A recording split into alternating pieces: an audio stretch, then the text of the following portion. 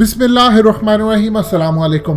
पाकिस्तानियों के लिए बड़ी खुशाइंद खबर है कि हिंदुस्तान टाइम्स ने यह इंकशाफ किया है कि चाइना चूंकि लद्दाख के अंदर घुसा है और उनके वेरियस सोर्सेज की जानिब से ये मामला सामने आए हैं। तकरीबन 60 स्क्वायर किलोमीटर अंदर तक चाइना घुस चुका है और उसके घुसने के बाद अब वो वहां पर बंकर्स बना रहा है और बंकर्स बनाने के लिए वो व्हीकल और दूसरी तमाम चीज़ों को लेकर आ चुका है। और इससे ये साबित होता है कि चाइना वापस जाने का कोई मूड नहीं रखता।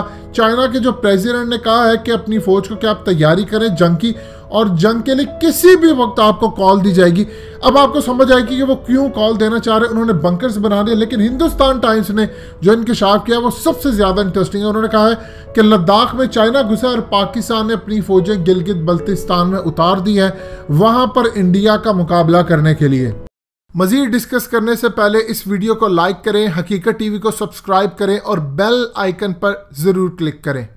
क्लियर हो चुका है कि इंडिया गिलगित बल्तिस्तान पर हमला करने जा रहा। जो आपको पहले बताया था कि ISI और MI की इनपुट जो है हमने बर वक्त हमारी इंटेलिजेंस एजेंसियों ने इसको पकड़ा। चाइना के साथ हम राब्ते में थे। देखिए, ये पहला मौका है कि पाकिस्तान की फौज और अवाम का जो रिश्ता है वो बहुत ज़्यादा मजबूत है। आप किसी गली कूचे में चले जाएं, लोग फौज की इस तरह कदर और इज्जत करते हैं। ये पूरी दुनिया में सबसे ज़्यादा हाईएस्ट परसेंटेज है पाकिस्तानियों की। और ISI से तो आप जानते हैं इश्क कितना है सबको। लेकिन इस सूरत हाल में पहली दफ़ा पाकिस्तान पर अवाम का प्रेशर आ रहा था हमारी फौज के ऊपर कि अब हमें इंडिया को जवाब देना है। हम यहाँ पर बैठे ने हमें चीन की तरह जवाब देना, और अब पाकिस्तान गिलगित बल्तिस्तान में आ चुका है। आप इसका क्रेडिट दें अपनी ISI को और MI को क्रेडिट दें और हमारी दूसरी भी इंटेलिजेंस एजेंसियों को कि बर वक्त हमने ये चीज़ समझी है और इंडिया के इस हमले को हमने रोका है।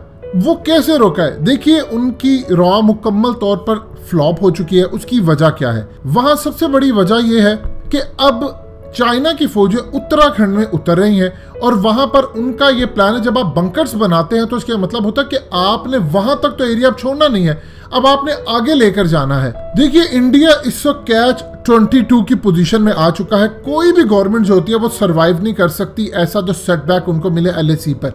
उनकी रॉ मुकम्मल तौर पर फेल हो चुकी है। उनके UAV सिस्टम सारे फ्लॉप हो चुके हैं, उनके रेडार सिस्टम फ्लॉप हो चुके हैं, उनका स्कैनिंग सिस्टम फ्लॉप हो चुका है। वो डिटेक्ट ही नहीं कर पाया कि चाइना की फौजें वहां पर आ रही हैं। वो आकर वहां पर घुस रही हैं और वो घुसने के बाद वहां पर अब बंकर्स बना रही हैं। यानी ये कोई छोटी बात नहीं है कि आपकी फौजें आपके तकरीबन 60 स्क्वायर किलोमीटर के एरिया को फतह कर लें। चाइना अब ये एरिया छोड़ना नहीं चाहता। ये तो इंडिया के हाथ से निकल चुका है एरिया। चाइना तो वापस जाने के मूड में नहीं है। चाइना एक दफा कब्जा कर ले पीछे नहीं जाता। अब गिलगित बल्तिस्तान के अंदर देखिए, हमेशा से पहले यहाँ पर भी यूनिट्स रहते थे। अब यहाँ पर अगर फौजें हमारी आ रही तो ये अवाम का फौज से एक मुतालबा है कि चाइना के साथ आप मिलकर इंडिया को दबोचें। अब इंडिया के लिए खबर कोई अच्छी खबर नहीं है। वहां पर उनकी इंटेलिजेंस एजेंसियों की नाकामी हो चुकी है। अजीत डोभाल मुसलसल राब्ते में है कि ये हुआ क्या हमारे साथ। ये सरप्राइज उनको कोई पहली दफा नहीं मिला। ये सरप्राइज उनको 1999 में भी मिला, उसके बाद उनको 1962 में मिलता है और 1965 में भी उनको ऐसे सरप्राइज मिले हैं। देखिए, चाइना की इस जंग का जो सबसे बड़ा बेनिफिशियरी है वो अमेरिका है। अमेरिका को ये प्रॉब्लम थी कि चाइना की मईशत को रोके। कोरोना आ गया, उसके बाद जो सबसे बड़ी उनको चीज़ चाहिए थी कि ऐसा कुछ दुनिया में हो कि इससे इनकी मईशत एक्सपोर्ट रुक जाए। वो क्या हो सकता है? जंग। अब चाइना की अगर जंग हो रही हो तो ना पूरी दुनिया में उसकी एक्सपोर्ट जाएगी, ना माल पहुंचेगा, उसकी इकोनॉमी बुरी तरह गिरेगी।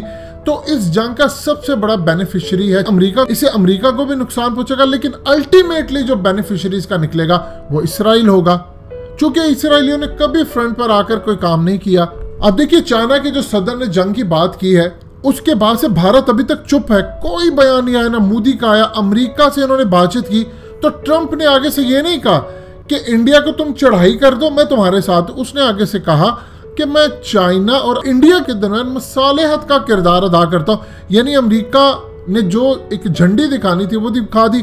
अब मोदी की ट्रंप के साथ वो जप्पियाँ, वो हाउडी मोडी, वो यहाँ पर आना, वो सब कुछ गले लगना, वो ये करना, वो सब कुछ दबरदूस हो चुका है। उसकी रीज़न क्या है? मोदी को ये चीज समझ आ गई कि हमारे साथ हाथ हुआ है और हम तो चाइना से अकेले नहीं लड़ सके। अब गिलगित बल्तिस्तान में अगर पाकिस्तान की फौज आ रही है, उनकी ISI की पूरी कामयाबी है, उनकी MI की पूरी कामयाबी है, हमारी रॉ की पूरी तरह नाकामी है, तो इस सूरत हाल में हम तो यहाँ पर मामला तय नहीं करना। इसीलिए अभी तक उन्होंने कोई बयान नहीं दिया और सब उनसे पूछ रहे हैं कि आपने अभी तक बयान क्यों नहीं दिया। इंडिया में कैंपेन चल रही है कि उन्होंने कहा है कि हमने तो इनका दयामिर भाषा डैम नहीं छोड़ना था। चाइना ने फैसला किया है कि अब वो अगले मरहलों तक जाएगा। अब चाइना क्या करेगा? चाइना बाकी भी जितने इलाके हैं वो उन पर भी कब्जा करने की कोशिश करेगा और अल्टीमेटली प्रेशर बिल्डअप होता जा रहा है मोदी पर कि इसको डाइवर्ट करने के लिए कोई खेल करें, कोई काम करें, क्या करें। इस तमाम सूरत हाल के अंदर पूरी तरह इंडिया में परेशानी का माहौल है। मोदी सरकार को समझ नहीं आ रही, उनकी इंटेलिजेंस एजेंसियां, रॉ, उनकी आर्मी, उनकी नेवी, इन सब से बुलाकर पूछा जा रहा है कि अब हमने क्या करना है, कि हम इस पोजीशन में है। जो वहां से सूरत हाल आ रही है कि कतन इस पोजीशन में नहीं है इंडिया के इंडिया जंग कर सके। और इंडिया के एयर चीफ तो ऑलरेडी कह चुके हैं अगर पाकिस्तान साथ मिल गया चाइना के दोनों तरफ से आगे तो हम बिल्कुल ही ये जंग हार जाएंगे। यानी चाइना का इतना दबाव है और क्रेडिट तो चाइना को देना बनता कि उन्होंने मेहनत की, वो आगे निकले। 1.5 अरब के करीब उनकी आबादी है, 1.5 अरब के करीब इंडिया की आबादी है। तो इस सूरत हाल के अंदर पूरी दुनिया की आधी से ज़्यादा आबादी तो यही आपको नज़र आती है।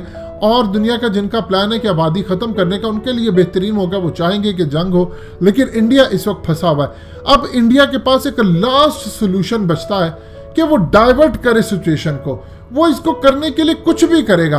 अब तो शायद उनको अगर अमित शाह को भी मरवाना पड़े तो वो मरवा देंगे, लेकिन इंडिया को अब सिचुएशन हर सूरत डाइवर्ट करनी ही करनी है।